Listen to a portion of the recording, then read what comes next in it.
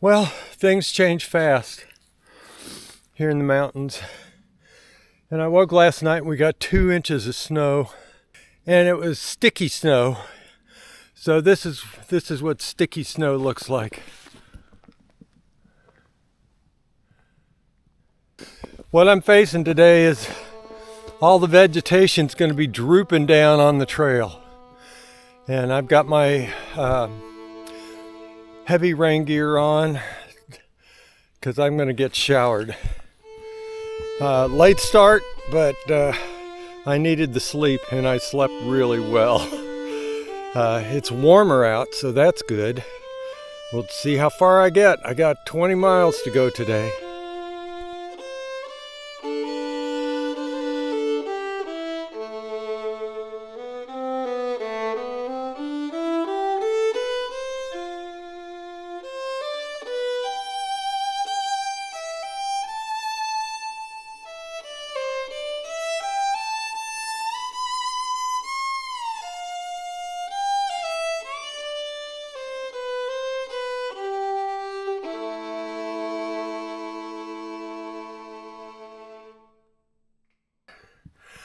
I'm in the Raccoon Branch Wilderness area, and that sounds like just a fancy name, but it has consequences.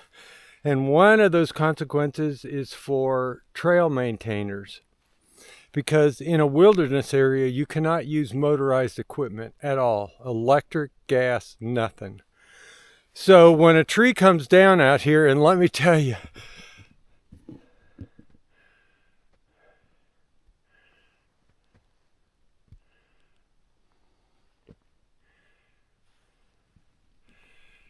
there are a lot of them.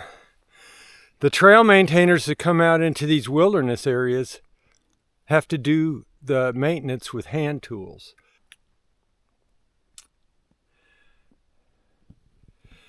That thing is over 20 inches in diameter. It's a red oak. And they had to cut it with a crosscut saw. And those are the 2-man saws. You get a handle on each end and they go back and forth and back and forth. And that is a dying art, especially the sharpening of them. It takes many hours, if not days, to do it right. So shout out to all the trail maintainers in these, especially in these wilderness areas, because it was a Herculean task. And it's still pretty bad, but they've done phenomenal work. I have to show you these tracks. They are pretty neat. I haven't seen anything like this before. Boy, that's going to be hard to bend down. There's my finger for a sense of perspective. So they look like tiny cat prints, tiny. But do you see, there's a pair, and then you go all the way up here about 20 inches apart, and there's another one, and then you go all the way up here and there's 2 more prints. And so each set of prints is 20 to 24 inches apart. I don't know what that could be. A weasel, maybe? It's a pretty lightweight animal because it doesn't punch down through the snow, just the bare surface. So you trackers out there, love to see your comments on what that might be. Well, I'm telling the truth. It has been slow going today. Back at Comer's Falls, or Comer's Creek, I filtered water, and I got to looking at my map, and it says that water is unsafe to drink. So they may have had mining going on, or I don't know. But anyhow, I poured that water out, and I'm at another strong creek, but there's a problem.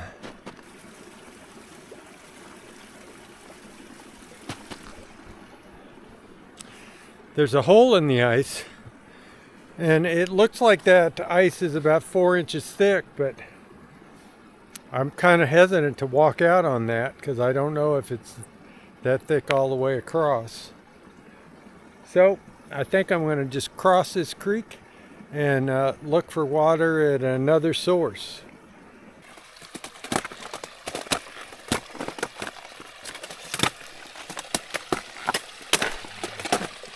I found a beautiful little stream. I doubt that this one is contaminated.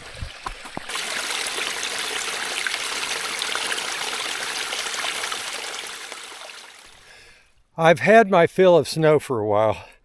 The wintry wonderland is losing its charm. And let's see. I'm really glad I have my snowshoes. It's not really all that deep here. Well, it is in places. But having to post hole even in fairly shallow snow is just a pain.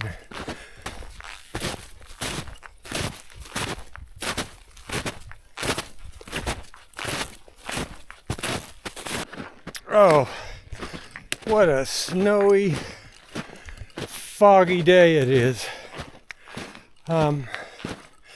I thought I'd give you a little secret about hiking in the winter. There's nobody out here. I saw 2 trail runners yesterday. Today is the 27th of January, and I have seen no other person on the trail since January 6th. And so there's lots of things you could do because of the solitude. One of the things you can do is scream. And so when you get frustrated, like I am, they said there's a shelter in 3/4 of a mile. And even though I'm not staying at it, it sure as heck feels like a lot farther. But anyhow, when I think the map is wrong or whatever, or I'm getting tired, or I can just scream. And nobody will hear me. And it doesn't do any good, but it makes me feel better. So, here I go. What in the heck? This is longer than 3/4 of a mile! What are you thinking? See? I feel a lot better.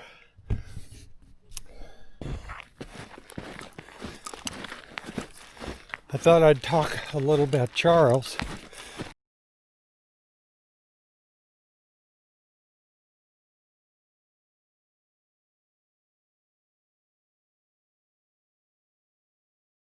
So now Charles is in jail.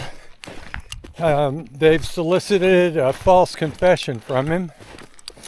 And so at this point he gets a lawyer. And I wanted to talk about that a little bit. Back in, I'm not sure the date, the early 20th century, 1920 or 1930 or something like that, there was a guy named, I think, Clarence Gideon. His last name was Gideon. And there's a movie made about him. And if you like old movies, this one might be worth watching. I've not seen it. I'd like to. It stars Henry Fonda. But Clarence Gideon was a small-time criminal. And he challenged the Supreme Court and said that he had a right to an attorney and the Constitution said so. So the Supreme Court agreed with him, and henceforth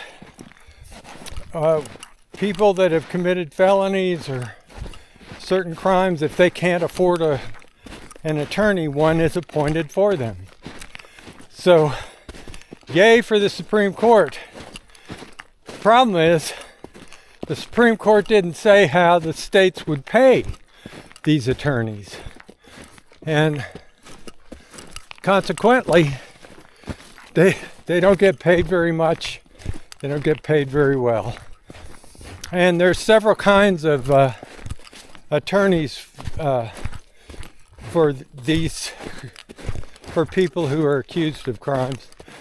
There's court-appointed attorneys. The court chooses from a bank of names. And then there's public defenders. There's probably some other types. But none of them do get paid very well. And most public defenders are real heroes because they toil really hard for the oppressed. And oh, this looks interesting up ahead. And the tables are, it's not a fair fight. The prosecution has all the resources and they have very few. So, back to Charles.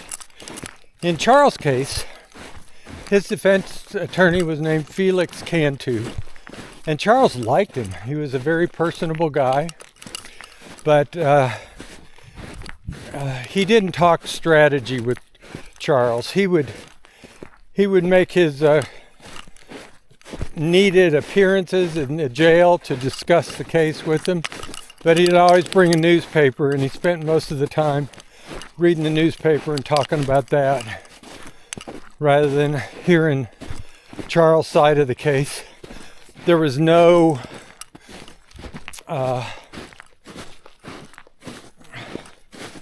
he didn't do any research. He didn't hire an investigator.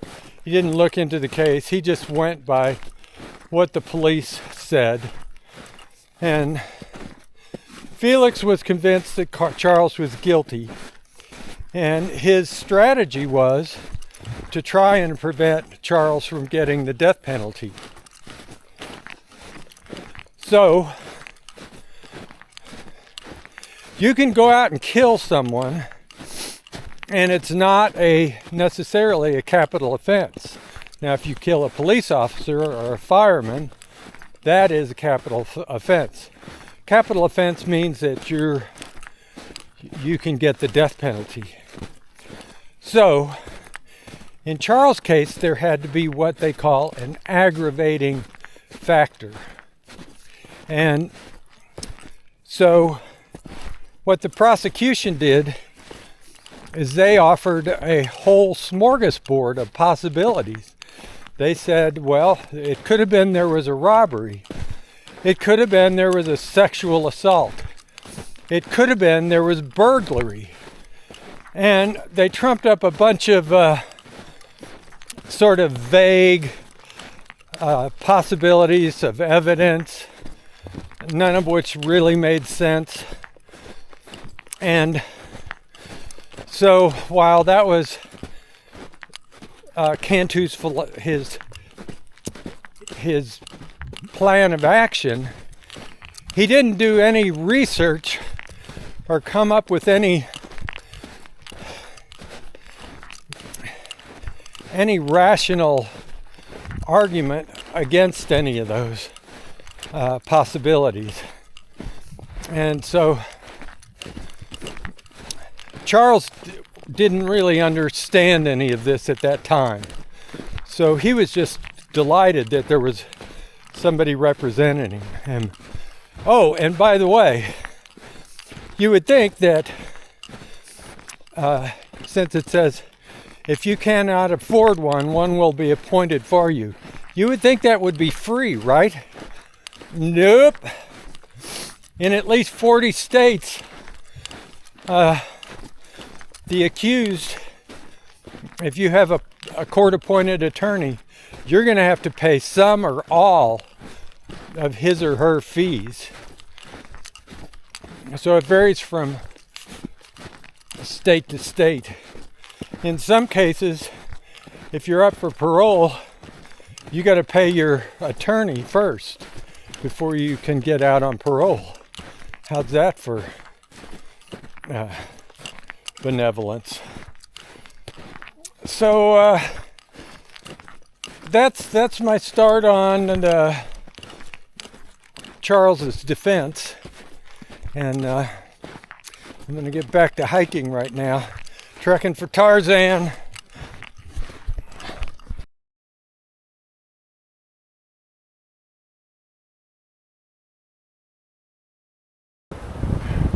This will be quick. It is bitter cold and the wind is howling. Tomorrow, guess what? There's a high wind advisory for tomorrow. So I'm going to show you the Grayson Highlands.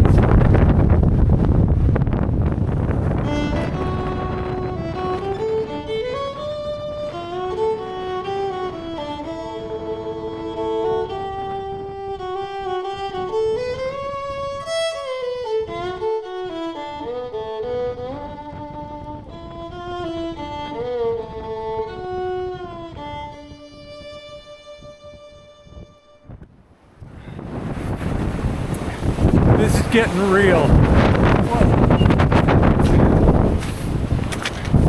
going to show you this marker.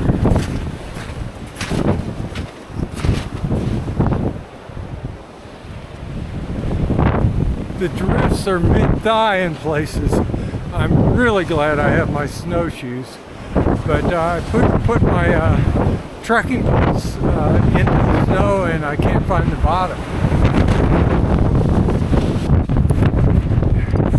Well, I know Washington and New Hampshire has a reputation for the worst weather in the world, but Virginia is giving Washington some money today. So I'm at one of the high points and I'll show you what I see.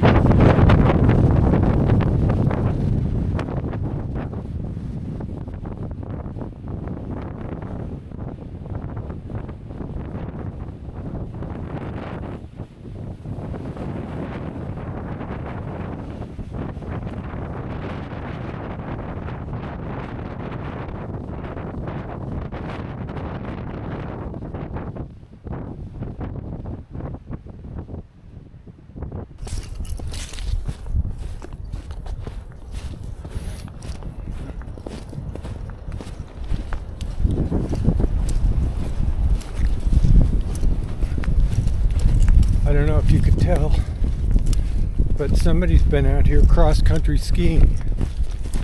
And let me tell you, it sure makes for a improved hiking surface. The track is too narrow for snowshoes, but the skis have compacted the snow, so I'm not post-holing at all. So I have my micro spikes on and I'm just cruising along. So, gosh, just when I was feeling so sorry for myself with everything going the wrong way, something nice happened. I can still hear the wind roaring up high, but along here it's just mild, nothing like we had before. So I'm going to enjoy my newfound good fortune, and I'll check in with you later.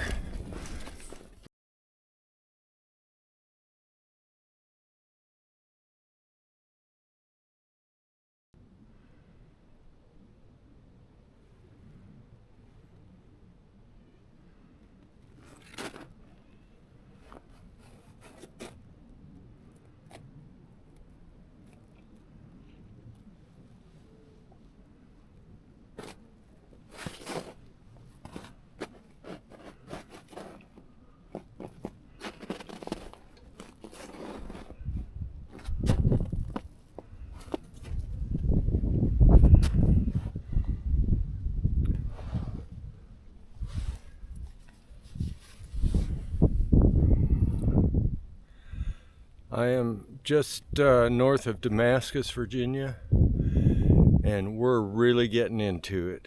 This is the extensive Helene damage. I'm going to dub this section of the trail the Root Ball Road. It's incredible.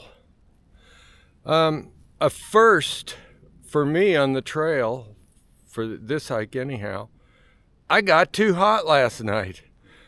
I had to pull off my socks and unzip my bag, and it was 35 degrees. I'm not used to this balmy weather. Still haven't seen another hiker since January 6th. Today is the 29th. I've got to revamp my plans going forward. We'll see, because they've done an amazing job clearing the trail, but there's still a lot of problem areas. Okay, I'm going to continue on. I've been hiking along a big river. Well, big. It's more than a creek. Nothing you'd want to wade across. And I wondered how we're getting across, and I think I see it. Looks like an old rail trestle they converted to a pedestrian bridge.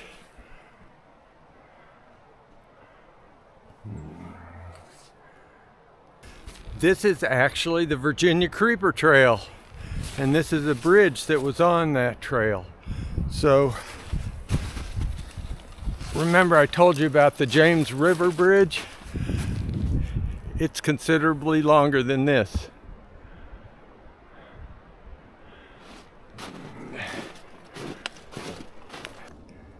Yes, this is the 29th of January, and this mountain faces south.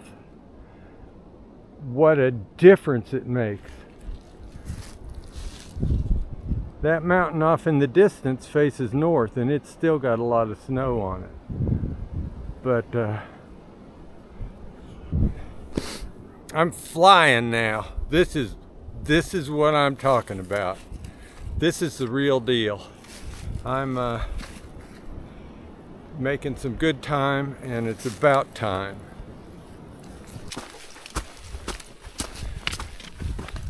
I've got 3 more miles to Damascus, and normally I would be done, but this trail devastation is significant, and it's going to be a different experience for hikers this year than in the past.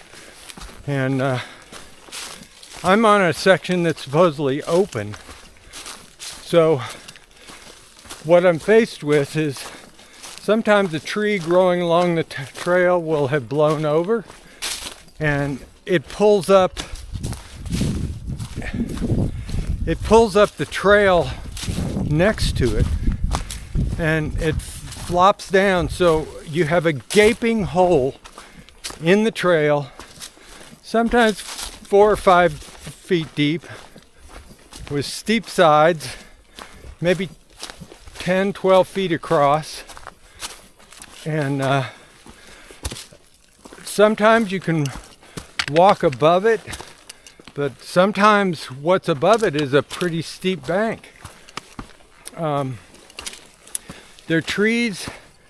First off, trail maintainers have done an amazing job.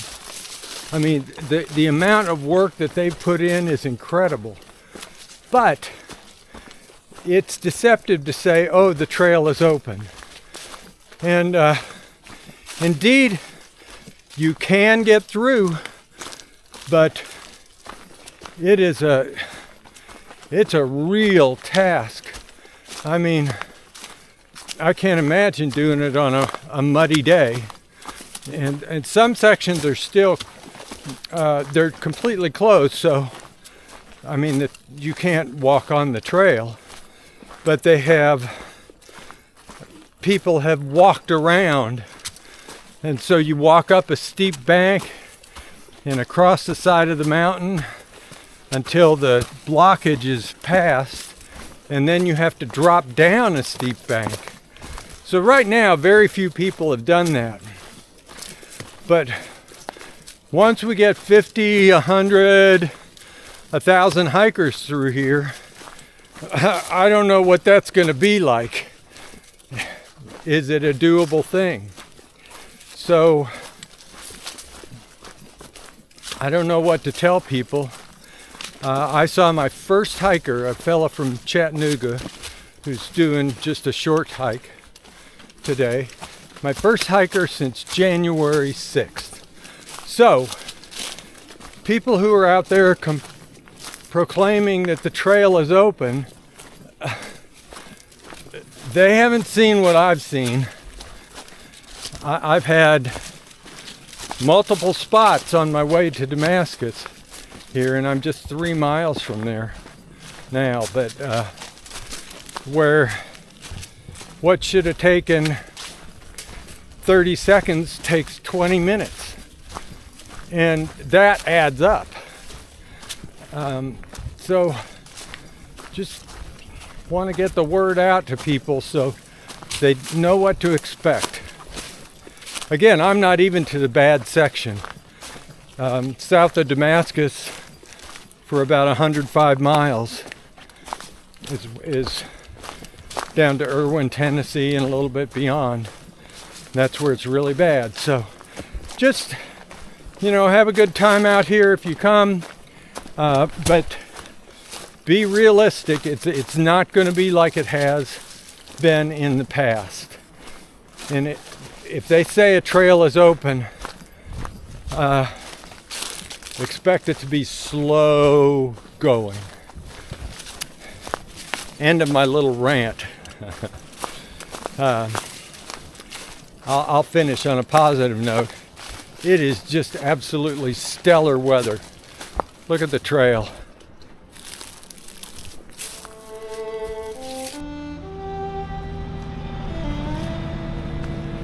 Damascus, Virginia. Trail Town, USA.